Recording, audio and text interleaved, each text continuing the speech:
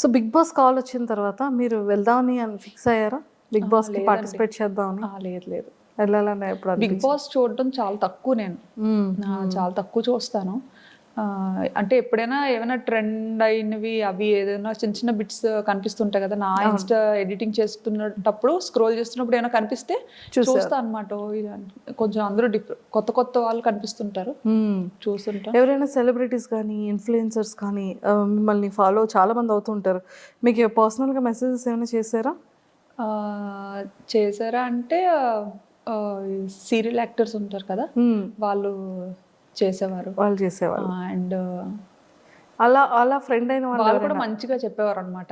మీ videos మాకు చాలా ఇష్టం, మేము చూస్తుంటాము, ఇలాగే చాలా వీడియోస్ చేయండి అని చెప్పి మంచి ఫేమస్ టీవీ సీరియల్ యాక్టర్స్ అందరూ చెప్పేవారు. ఫిలిమ్స్ లో ఏమైనా ఆపర్చునిటీ వచ్చిందా మీకు?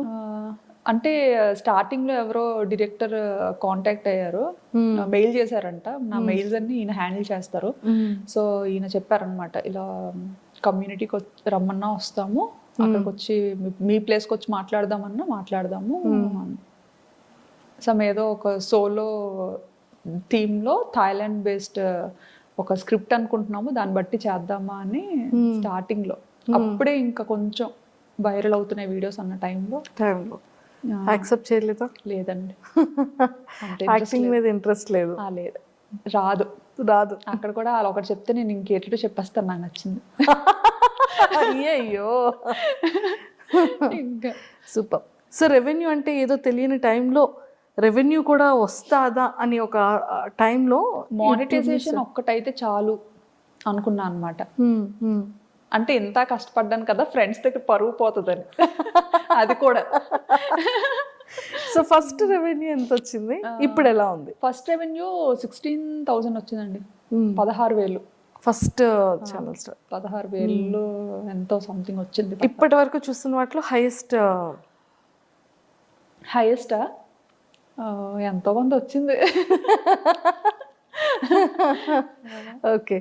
సో నాకు తెలిసి మీరు సారీస్ది కూడా, పట్టు సారీస్ది కూడా వెబ్సైట్ ఉంది మీకు పర్సనల్?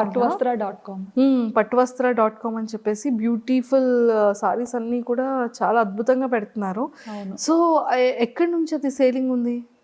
సేలా ధర్మవరంలో చేపిస్తామండి. మొత్తం డైరెక్ట్ గా నేతలు అక్కడే నేయించి డిజైన్స్ అన్ని మనం సెలెక్ట్ చేసుకుని, నేతలు అందరూ మనకి తెలిసిన ఫ్రెండ్స్ ఉన్నారు అక్కడ ఫస్ట్ నుండి. అంటే ఇంకా పూర్వం నుంచి ఇంకా చేనేత దాని మీదే వారసత్వంగా వచ్చిన వాళ్ళు ఉన్నారనమాట. అసలు ఈ థాట్ ఎలా వచ్చింది? ఈ థాట్ ఏంటంటే, నేను ఎక్కువ ట్రెడిషనల్ గా రెడీ అవుతూ ఉండేదాన్ని అనమాట. ఎక్కువ శారీస్ కడుతుంటాను, మోస్ట్లీ అన్ని మమ్మీ శారీస్ వెళ్ళండి. నేను కొనుక్కోవడం తెలియదు నాకు శారీస్. సో మమ్మీ ఎక్కువ పట్టు చీరలు బాగా కొంటుంటారు అనమాట. సో పట్టు చీరలు కడుతుండేదాన్ని. అంటే థాయిలాండ్లో చీర కట్టుకుంటే థాయ్ పీపుల్ చాలా నచ్చేవారు అనమాట. అంటే మన ఇండియన్ ఆడపిల్లని అసలు ఎలాగా పొగడాలనేది ఇంకా రకరకాలుగా పొగడేవారు. ఆపి మరి మీ ఇండియన్ అంటే మంచి ఇది వచ్చేది మన ఇండియన్ విమెన్ కి. చీరలో కనిపించేటప్పుడు చాలా బాగా మీ ఇండియన్స్ ఆడవాళ్ళు, చాలా ఆడపిల్లలు పెద్ద పెద్ద కళ్ళు వేసుకొని పెద్ద పెద్ద ముక్కుతో భలే ఉంటారు, అండ్ మీరు కట్టుకునే చీర చాలా బాగుంది. ఇవి కాంప్లిమెంట్స్ చాలా మంచి. ఎవరైనా ఫ్రెండ్స్ అయ్యారా? థాయిలో ఎవరైనా ఫ్రెండ్స్ అయ్యారా? థాయిలోనా కమ్యూనిటీలో పిల్లల్ని ప్లే ఏరియాకి తీసుకెళ్లేటప్పుడు కలిసేవారు. చాలా మంచిగా, చాలా కూల్ గా ఉంటారు థాయిస్ మాత్రం. సూపర్. వాళ్ళని చూస్తే ఏదో రకమైన ప్రశాంతత వస్తుంది. చాలా మంచి థాయ్ ఫ్రెండ్స్ మాత్రం. ఉన్నది ఉన్నట్టుగా మాట్లాడతారు, ఏమైనా చెప్పాలనుకుంటే చెప్పేస్తారు. హెల్పింగ్ నేచర్ చాలా ఎక్కువ థాయిస్ కి. సూపర్. సో వాళ్ళకి మన ఇండియన్ శారీస్ అన్న, జ్యువెలరీ అంటే చాలా ఇష్టం. అలా గాజులు అలా ఏవి నచ్చితే అవి అడిగేవారు అనమాట. వాళ్ళు కూడా నన్ను ఫాలో అయ్యేవారు. నేను ఎవరికి ఇలా నాకు ఛానల్ ఉందని అలా ఎప్పుడు చెప్పేదాన్ని కాదు. నేను వీడియోస్ చేస్తాను ఇలా యూట్యూబ్ అని అలా ఏం చెప్పేదాన్ని కాదు. నేనేంటంటే ఇంకా చిటికి మాటికి పిల్లలు ఏ చిలిపి పనులు చేసినా ఇలా కెమెరా పట్టుకొని తిరిగేదాన్ని కదా. సో అవి చూస్తుండేవారు అనమాట. ఇంతలాగా అండ్ నేను పార్క్ లో కూడా కొన్నిసార్లు ఎడిట్ చేస్తుండేదాన్ని అరిచి. అంటే అలా ఆడుకునే టైంలో నాకు ఏదైనా సరదాగా అనిపిస్తే అరిచి ఎడిట్ చేస్తుండేది అనమాట. అప్పుడు అనేవారు అనమాట, ఏం చేస్తున్నారు మీరు అన్నట్టుగా. అంటే ఇంకా ఇలా ఎడిటింగ్ చేస్తున్నా అంటే అప్పటి నుంచి ఫాలో అయ్యేవారు అనమాట. ఇంకా అప్పట్లో జ్యువెలరీ అన్ని చూసి ఇంకా అడిగేవారు అనమాట, నాకు ఇలాంటి జ్యువెలరీ కావాలి, ఈసారి ఇండియన్ అప్పుడు తెస్తారా అని. అలా చాలా మందికి ఇచ్చాను. అండ్ మీరు ప్రమోషన్స్ కూడా చాలా తక్కువ చేస్తారు కదా? చాలా తక్కువ చేస్తాను, అసలు చాలా రేర్. మనకి ఏంటంటే ఇంకా ఎవరు ఏదైనా బ్రాండ్ రిపీటెడ్ గా ఇంకా అలాగా అడుగుతారు కదా, ఇప్పుడు చూస్తాం అనమాట. అలా అడుగుతున్న every time just profile check చేస్తాం, అంత మంచిగానే ఉందా, నచ్చితే చేస్తాం, లేదంటే లేదు. సూపర్. అసలు సింగిల్ వర్డ్ కొన్ని క్వశ్చన్స్, జస్ట్ ఒక ఫ్యూ. వర్మ గారిలో ఫేవరెట్ థింగ్ ఏంటి? ఆలోచించాల్సిందే. అన్నీ ఉన్నాయా? అన్నీ ఉన్నాయి. ఓకే, అందులో మీ best favourite thing? Best favourite thing అంటే ఆయనకి ఓపిక ఎక్కువ. చాలా ఓపిక, చాలా సహనం. అంటే నా దగ్గర లేనిది ఆయన దగ్గర ఉన్నది అదే మెయిన్. నాకు చీటికి మాటికి కోపం వచ్చేస్తుంది ఉంటుంది. ఆయన మాత్రం చాలా కూల్, పేషెన్స్, చాలా ఓపిక. నన్ను భరించాలంటే అసలు నిజంగా ఆ మనిషి కాబట్టి భరిస్తున్నారు, ఇంకొక మనిషి అయితే భరించలేరు. మా మమ్మీ వాళ్ళ అల్లుడు ఒక పార్టీ, మా డాడీ నేను ఒకటి. Okay, so Varma sir face లో మీ ఫేవరెట్ పార్ట్? ఐస్. ఐస్ అంటే ఇష్టం, చాలా ఇష్టం. ఎంత ఐస్. ఓకే, చాలా ఇష్టం. వర్మ సార్ తీసుకున్న ఫుడ్ లో ఫేవరెట్ ఫుడ్ ఏంటి? ఆయన రోటి పచ్చళ్ళు అంటే చాలా ఇష్టం ఆయనకి. నేర్చుకున్నారా మరి? అంటే నేర్చుకోవడం కాదు, ఆయనకి అది ఇష్టం. నాకు ఎంగేజ్మెంట్ అయిన తర్వాత తెలిసిందనమాట, ఇలా రోడ్ పచ్చళ్ళు అంటే చాలా ఇష్టం అని. మా అక్క వాళ్ళు ఎవరో చెప్పేవారు. చెప్తే ఇంకా రోల్ మా ఇంట్లో లేదు అప్పుడు. అయితే మా కన్నమ్మ వాళ్ళ ఇంట్లో ఉంది, పక్కనే ఉండేవారు కన్నమ్మలు.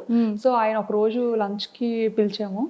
పిలిచేటప్పుడు ఆయన ఇంకా ఒక 1 hour లో అలా వస్తున్నారనగా, కన్నమ్మ నేను ఆయన కోసం నా చేత్తోనే రుబ్బుతాను, సో మీరు అన్ని ప్రిపేర్ చేసి పెట్టండి అని చెప్పి మా కన్నమ్మకి చెప్పాను అనమాట.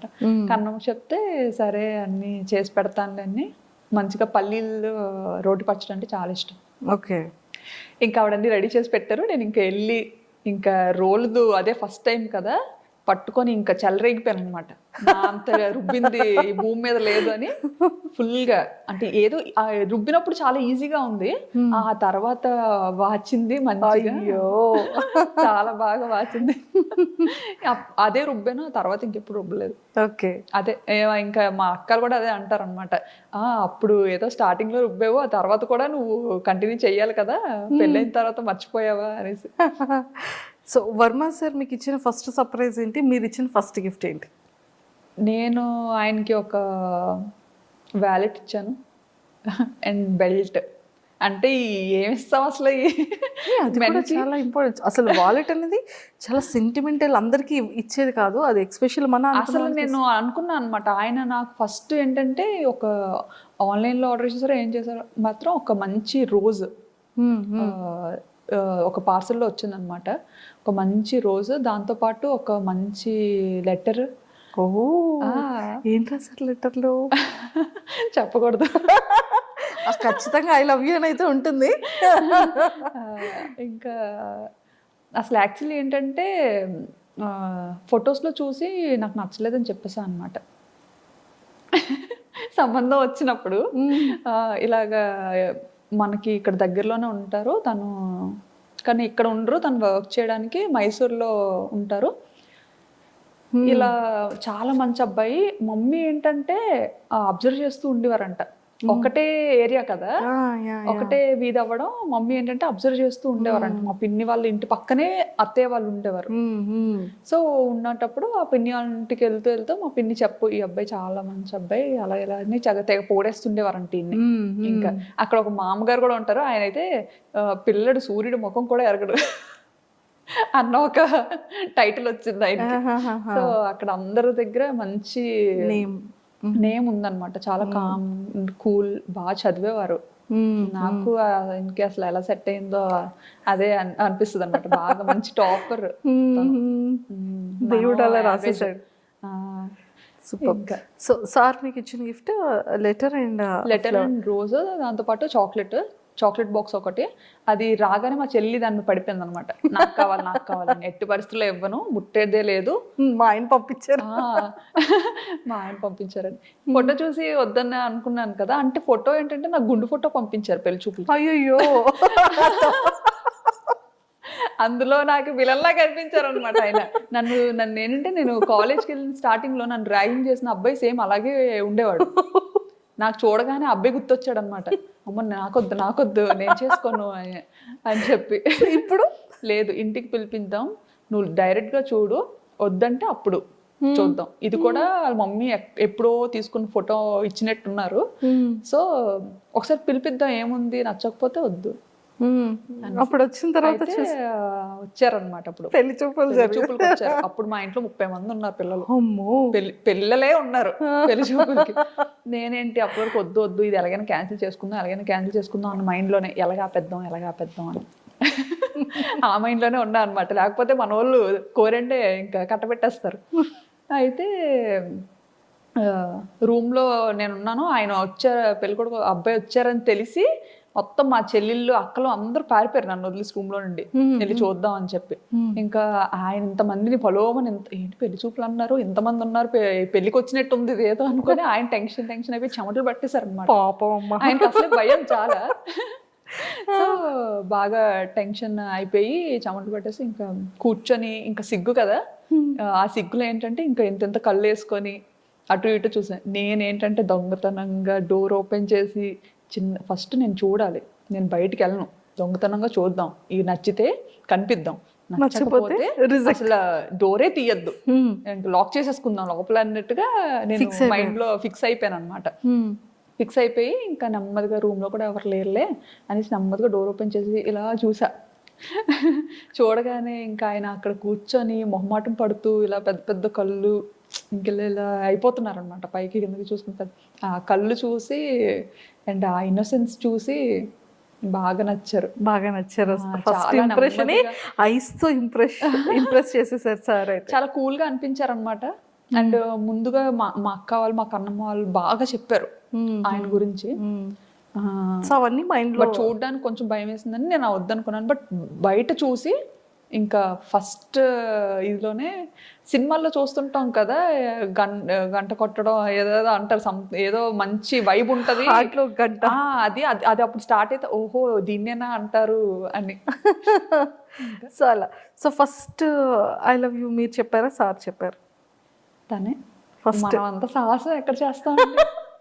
ఓకే, మీకు ఇంకో విషయం తెలుసా, ఆయన రాకముందు నేను చెప్పా, మీరు డైరెక్ట్ గా ఇంటికి పిలిపించొద్దు, ఎందుకంటే నాకు అలా ఇష్టం ఉండదు, ఫస్ట్ టైం కదా, ఫస్ట్ మ్యాచే మీరు ఇలాగా ఇంటికి పిలిపిస్తే అది వద్దు అని చెప్పలేము, అలా చేయకూడదు కదా, సో ముందు ఒకసారి కాల్లో మాట్లాడతా, ఒకసారి మాట్లాడితే బెటర్ అసలు ఏంటి అని చెప్పి అని. సో అప్పుడు మమ్మీ ఇలా మదర్ని అడిగి ఇలా కాంటాక్ట్ నెంబర్ తీసుకొని మాట్లాడించారనమాట. మాట్లాడించేటప్పుడు కూడా ఇంకా అప్పుడు కూడా సీరియస్ గానే ఇంకా ఆయన చాలా మొహమాటం పడేవారు అనమాట, ఏం మాట్లాడేది ఏంటి అని. నేను మాత్రం హాయ్ అండి, మీకు వంట వచ్చా? ఫస్ట్ మీ ఫోన్ కాల్లో మీరు ఇద్దరు మాట్లాడుకునేది వంట వచ్చా అంటే, ఇంకేం మాట్లాడుకోవాలో తెలియదు, మీ పేరు అంతా మాట్లాడాం, బేసిక్ థింగ్స్ అన్ని మాట్లాడుకున్నాం. తర్వాత ఇంకా ఆయన అడిగారు ఫస్ట్ నన్ను, మీకు ఏం అడగాలో తెలియక వంట వచ్చా అన్నట్టుగా అడిగారు అనమాట. అడిగితే అంతేం రాదండి అని చెప్పాను. ఆయనకి నేను అన్నాను అనమాట, మీకు వంట వచ్చా అని. అంటే ఆయన అన్నారు, నాకు పర్లేదు చేయగలుగుతాను, కొంచెం నేను దూరంగా ఉన్నాను కదా, కొన్ని ట్రై చేస్తాను, పర్లేదు అని చెప్తే, అయితే నేను రైస్ నేర్చుకుంటాను అని చెప్పాను. నాకైతే రైస్ ఈజీ కదా, రైస్ వండడం నేర్చుకోగలుగుతాను నేను అనేసి అన్నట్టుగా, అంటే బాగానే మాట్లాడారు. ఎంత నవ్వుకొని ఉంటారో సారు, రైస్ నేర్చుకుంటారు, చాలా పొగరు అనుకున్నారంట. అయ్యో అంటే ఇంకేం మర్చిపోయానులేండి, ఇంకేమో మాట్లాడాను, ఇంకా మర్చిపోయాను.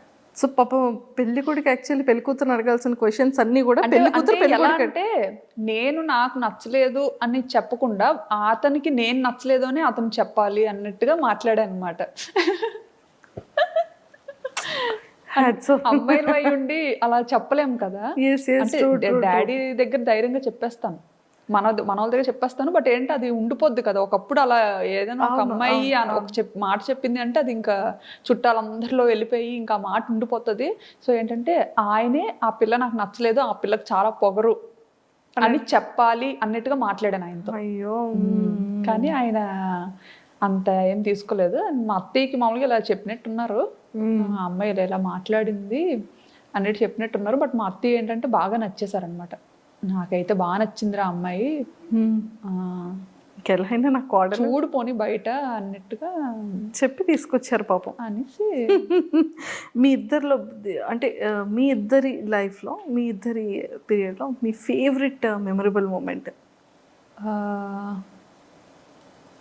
చాలా ఉన్నాయి, ఏం చెప్పను. ఫర్ ఎవర్ మెమరబుల్ ఇప్పటి వరకు? ఇప్పటి వరకు రావట్లేదు, ఏం చెప్పాలో తెలియదు. పెళ్ళి, ఫస్ట్ కన్సీవ్, లేకపోతే ఫస్ట్ సర్ప్రైజ్, లేకపోతే సార్ పెట్టిన ఫస్ట్ కీస్? ఆలోచిస్తున్నాను. నెంబర్ ఆఫ్ మెమరీస్ ఉంటాయి కదా. చాలా ఉంటాయి, చాలా ఉంటాయి, ఏం చెప్తామా అని. మా ఇద్దరిది బెస్ట్ అంటే ఇమీడియట్గా పిల్లలు నిషిత. ఆబ్వియస్లీ పిల్లలు అంటే ఇంకా అదొక పెద్ద మెమరీ, మంచి ఇదే. సూపర్. అండ్ ఎప్పుడైనా చాలా మిస్సింగ్ ఫీలింగ్ వచ్చిందా? అంటే ఇప్పటి వరకు సార్కి మీరు ఎక్స్ప్రెస్ చేయలేంది ఆ మిస్సింగ్ ఫీలింగ్ వచ్చింది. ఎందుకంటే ఎప్పుడు ఇండియాలోనే ఉండేదాన్ని, ఆయన అక్కడ థాయిలాండ్లోనే ఉండేవారు. అంటే అదే పిల్లలు డెలివరీ కోసం నేను ఇండియా వచ్చి కరెక్ట్గా ఆయన ఈ ఏప్రిల్లో మమ్మల్ని థాయిలాండ్ తీసుకెళ్తారు అని ఆయన కోసం మేము వెయిట్ చేస్తున్న టైంలో ఫ్లైట్స్ క్యాన్సిల్ అయిపోవడం, ఇంకా మొత్తం కర్ఫ్యూ పెట్టేసేయడం. అప్పటికి ఏంటంటే ఎన్నో ఆశలతో ఇంకా ఆయన వస్తారు, బేబీతో నన్ను తీసుకెళ్ళిపోతారు, బాబు పుట్టిన టైంలో అనమాట కరెక్ట్గా. సో ఆ టైంలో బాగా మిస్ అయ్యాను అనమాట. అంటే ఇంకా ఒక 4-5 డేస్లో వస్తారు, ఇంకా మనం అంతా సర్దుకొని రెడీగా ఉన్నాము, ఇంకా బేబీని పట్టుకొని వెళ్ళిపోవచ్చు మన ఇంటికి అన్న ఇదిలో ఉండి సడన్గా అవన్నీ జరగడం. ఇంకా కర్ఫ్యూ స్టార్ట్ అయిన తర్వాత ఇంకా చాలా ఒక 2-3 months ఇండియాలోనే ఉండిపోవాల్సి వచ్చింది కదా. అందులోకి ఇక్కడ అమ్మో ఈలోపు కరోనా వచ్చి గట్ట పోతానేటో నేను, అక్కడ ఆయనకి ఎలా ఉంటారో. అంటే కరోనా చాలా భయపెట్టింది కదా, ఫస్ట్ స్టేజ్లో, సెకండ్ స్టేజ్లో చాలా భయపెట్టింది కోవిడ్. సో ఆ భయం ఒకటి ఉండిపోయింది. అక్కడ ఆయన ఉండిపోయారు, ఇక్కడ నేను ఉండిపోయాను. కొన్ని అందరం ఒక దగ్గర ఉన్నా బాగుండేది. ఇప్పుడు సిచ్యుయేషన్ ఎలా ఉంటుందో నేను చూస్తానా మళ్ళీ అన్న ఇదిలో అప్పుడు చాలా మిస్ అయ్యాను అనమాట. ఏడ్చుకునేదాన్ని బాగా. అయితే పేరెంట్స్ దగ్గర ఉన్నాను కదా అని ధైర్యం.